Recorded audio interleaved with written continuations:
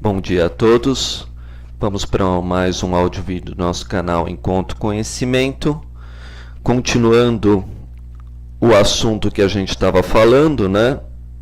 Sempre dando mais substância para todos os áudio vídeos passados. Então sempre peço para as pessoas que estão pela primeira vez vendo esse áudio vídeo, dá uma olhada nos passados sempre, porque eu vou sempre acrescentando mais informações e nos outros áudio vídeos vão ajudando a você ver como uma peça se encaixa na outra, né?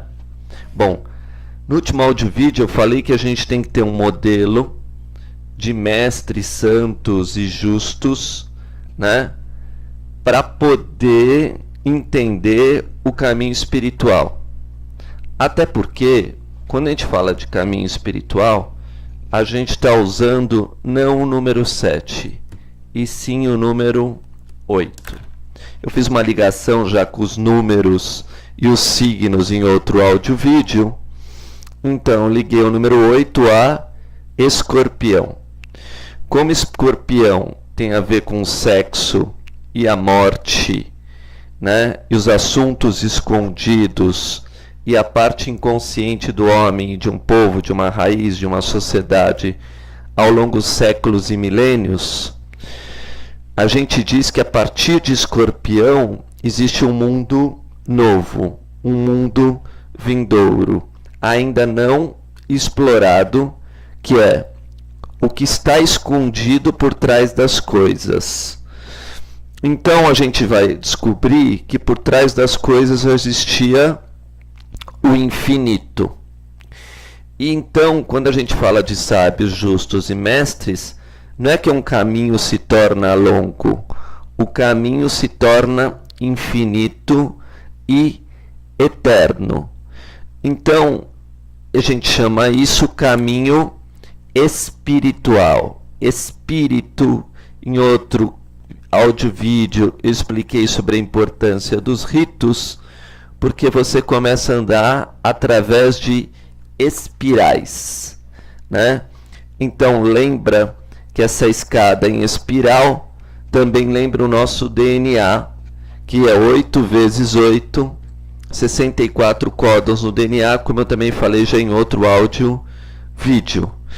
Então esse 8 também tem a ver com as vidas passadas das pessoas, quer dizer, com a existência do espírito por todos os reinos que ele já pode ter passado, e com todas as vivências anteriores que a gente não enxerga, mas que ficam gravadas em nós, na nossa alma, através de sentimentos que aparecem da noite para o dia, sem nenhuma explicação, como já falei sobre isso em outros áudio vídeos, da importância da memória e do conhecimento anterior. Então, quando a gente vai entrando nesse caminho espiritual com um modelo, esse modelo, essa luz, ela começa a dar para nós instruções. Essas instruções vêm do nosso eu superior, né? Esse eu superior, na realidade, é esse conhecimento transcendental que você tem. Muitos chamam de anjo da guarda, às vezes esse espírito ainda não chegou nesse nível, né? Mas é um espírito superior à tua vivência humana. Então, quanto mais você se eleva espiritualmente, mais ele vai te colocar em caminhos para você apagar as suas transgressões, apagar os seus pecados, para que você possa ter uma evolução cada vez mais liberta. Isso que a gente chama da verdadeira liberdade, é o infinito. É uma luz que se renova a cada dia e que não tem nenhuma limitação. É que nem uma pessoa que não respira e que recebe oxigênio, né? Se eu falar que a tabela periódica tem a ver com a nossa evolução espiritual, também é verdade. Também é verdade. Toda a ciência, como eu já expliquei em outro áudio vídeo, está ligado à nossa evolução espiritual. Então, se a gente for ver o número 8 na tabela periódica, O é oxigênio. Então, gênios, né, vão cada vez respirando mais elevado, mais profundamente, aí sobe as montanhas, onde a oxigenação é maior, onde você tem mais glóbulo vermelho, né, os glóbulos brancos. Então, todo o caminho iniciático na virtude não tem mais nenhuma limitação. Então, eu falei para vocês que a única forma de vocês tentarem acompanhar o infinito é limitando, né? Limitando. Quer dizer, usando o modelo, né, dos grandes santos, sábios e justos, que aos poucos, por intuição e por razão, vocês vão descobrindo. Porque a tua própria alma, quando você segue um modelo espiritual elevado, começa a te guiar. Então, vamos para um versículo muito importante de Mateus, capítulo 7, 8, né? Que está escrito no versículo 180. O número 180 eu escolhi, que já seria 180 graus. O signo de Libra, né, seria 0 graus de Libra dentro da escritura. Como 7 também aqui pode ser o signo de Libra, então eu escolhi já dentro de Libra o versículo 7.8. Porque aquele que pede, recebe, e o que busca, encontra, e o que bate, se abre. Então aqui são três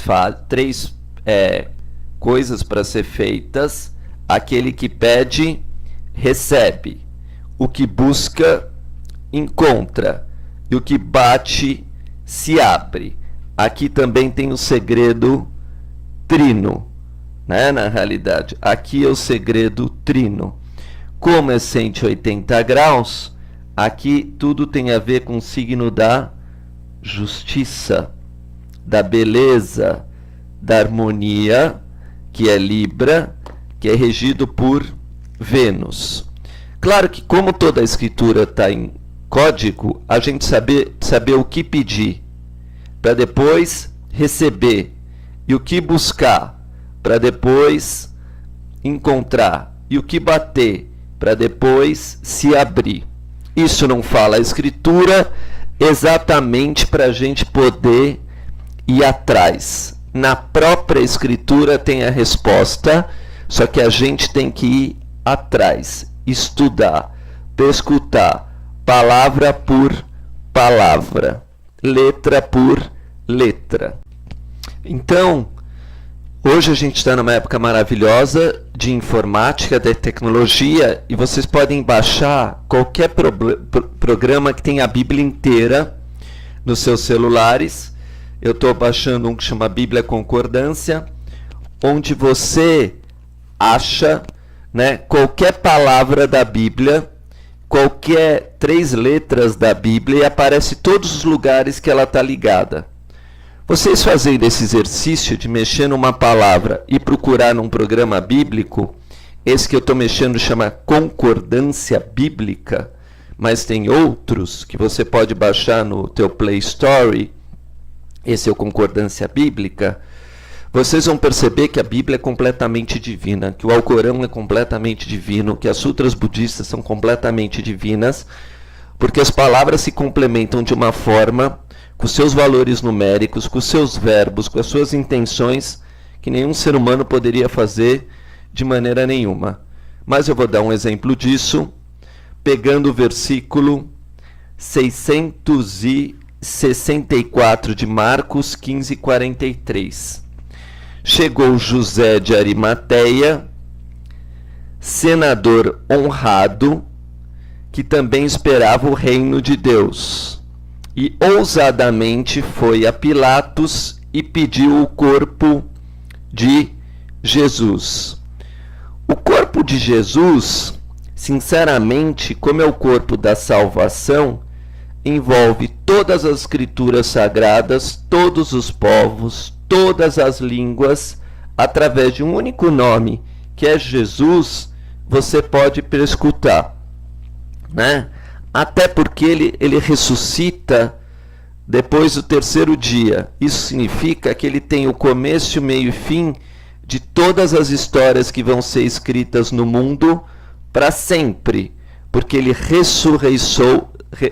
teve a sua ressurreição depois do terceiro dia. Como o mundo, os tempos têm começo, meio e fim, como a Bíblia própria diz, no corpo de Jesus ou no corpo de qualquer santo ou profeta, você vai estar vendo a história de toda a humanidade para sempre e eterna, né? Então, por mais que a gente estude, isso não tem fim. Então a gente pode dizer que pediu o corpo de Jesus pediu todo o ensinamento divino na palavra pediu. Continuando os versículos, e Pilatos se maravilhou que já estivesse morto. E chamando o centurião, perguntou-lhe se havia muito tempo que tinha morrido. 15:44. E tendo certificados pelo centurião, deu seu corpo a José. É claro que isso é só uma linguagem simbólica, né? José também vai ser o símbolo do pai de Jesus, por isso aqui já não está escrito mais José de Arimateia e simplesmente José. Pilatos era um governador e José aqui aparece como um senador. Aqui é o livre-arbítrio, né? Pilatos falou, por que ele vai querer com o corpo de um morto? Assim é a forma de pensar dos seres humanos carnais, né? Na realidade, o ser humano carnal pensa que a Bíblia é carnal e não algo espiritual. Então, está escrito depois disso, né?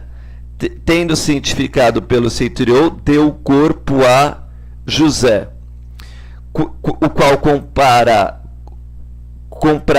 um lençol fino e, tirando da cruz, envolveu nele, e o depositou num sepulcro lavrado numa rocha, e revolveu uma pedra para a porta do sepulcro.